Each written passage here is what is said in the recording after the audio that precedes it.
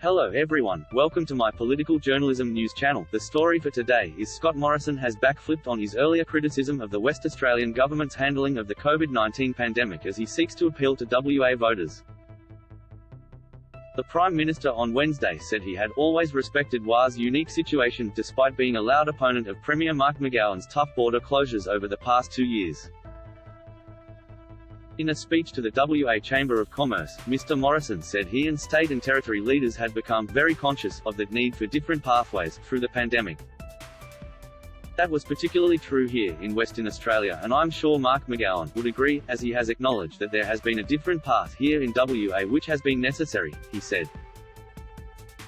The two leaders regularly traded barbs during the pandemic, including on one notable occasion where Mr. Morrison appeared to liken WA residents to the cavemen in the animated children's film The Croods. At one point, the Morrison government intervened in Clive Palmer's High Court challenge against the WA government's border closure. The Commonwealth government was reported to have contributed almost $41,000 to the Queensland mining magnate's legal costs before it ultimately withdrew from the case amid public pressure. Mr. Morrison first shifted his rhetoric earlier this year to indicate he supported Mr. McGowan's border closure, saying the Omicron variant was a completely different virus.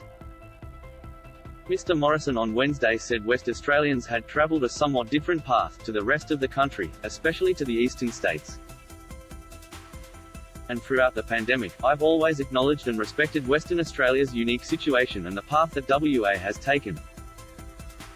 And I continue to, he said. Mr. Morrison is in WA for the first time since the McGowan government fully opened the state's borders to the rest of the country on March 3.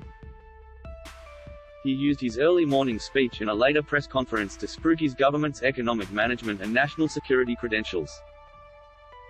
His pitch to WA voters included $250 million for the critical minerals sector and grants for energy projects as the coalition positions itself as the best choice for the mining industry.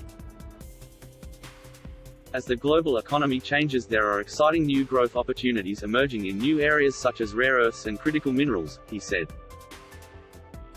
I think the Greens think they're things you put in the bath. They're not. The coalition was almost wiped out at the most recent WA state election last year.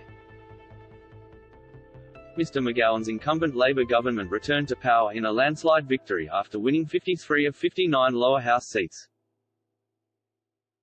Polling conducted for the West Australian newspaper shows Labor ahead in the key WA electorates of Hasluck, Pearce and Swan ahead of the upcoming federal election. Ben Morton, a close ally of Mr. Morrison, could be in danger of losing his formerly safe Liberal seat of Tangney if the polling is an accurate reflection of community sentiment. Separate polling, conducted internally by the Greens and reported by WA Today, suggests Labor could have its best outcome in the state since the 1980s.